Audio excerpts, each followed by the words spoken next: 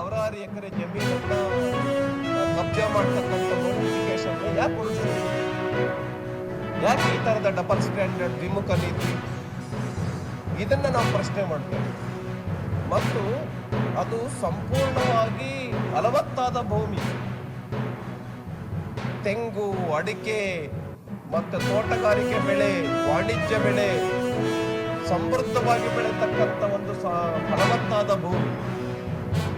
ಅರ್ಧ ಎಕರೆ ಇರ್ತಕ್ಕಂಥ ರೈತರ ಜಮೀನನ್ನು ಕೂಡ ನೀವು ವಶಪಡಿಸ್ಕೊಳ್ತಾ ಇದ್ದೀರ. ನಿನ್ನೆ ನಮ್ಮ ಹೋರಾಟದಲ್ಲಿ ರೈತರು ಬಂದು ಮಾತಾಡಿದ್ದನ್ನು ತಾವೇ ನೋಡಿದ್ದೀರಿ. ಈ ಹಿನ್ನೆಲೆಯಲ್ಲಿ ಈ ಯೋಜನೆಯನ್ನು ಕೂಡಲೇ ಕೈ ಬಿಡಬೇಕು. ಸರ್ಕಾರಿ ಭೂಮಿಯನ್ನು ತೆಗೆದುಕೊಂಡು ನೀವು ಮಾಡಿ, ಯಾವುದೇ ತಕರಾರಿಲ್ಲ ಟೌನ್ಶಿಪ್ ಮಾಡೋದ್ರ ಬಗ್ಗೆ. ನೀವು ಸರ್ಕಾರದ ಭೂಮಿಯಲ್ಲಿ ಮಾಡಿ, ಆದರೆ ರೈತರ ಭೂಮಿಯನ್ನ, ಉಳುವ ಭೂಮಿಯನ್ನ, ಬೆಳೆಯುವ ಭೂಮಿಯನ್ನ ಅದನ್ನ ನಾಶ ಮಾಡಿಬಿಟ್ಟು ಟೌನ್ಶಿಪ್ ಮಾಡೋದೇನಿದೆ, ಇದು ರೈತರ ಸಮಾಧಿಯ ಮೇಲೆ ನಗರ ನಿರ್ಮಾಣ ಮಾಡಿದಂತ ಯೋಜನೆ ಆಗುತ್ತೆ.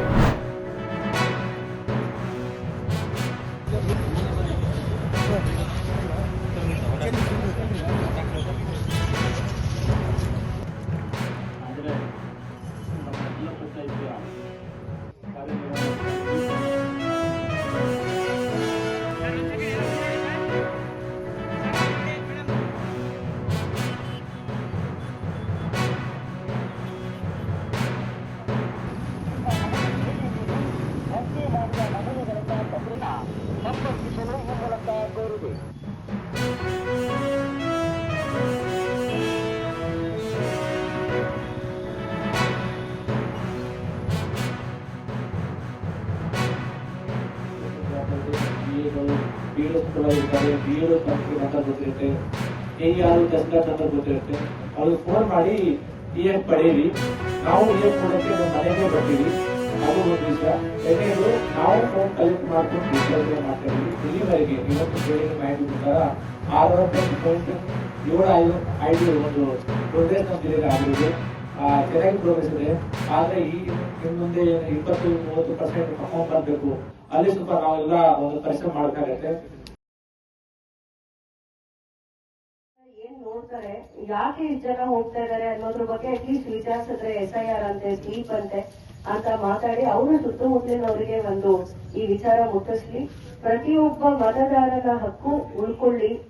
ಯಾರ್ಯಾರು ಎಲಿಜಿಬಲ್ ವೋಟರ್ಸ್ ಇದ್ದಾರೆ ಅವರು ಅವರ ಒಂದು ಮತದಾನದ ಹಕ್ಕು ರಕ್ಷಿಸಿಕೊಳ್ಳಿ ಅಂತ ಒಂದು ಈ ಅಭಿಯಾನ ಮಾಡಿದ್ವಿ.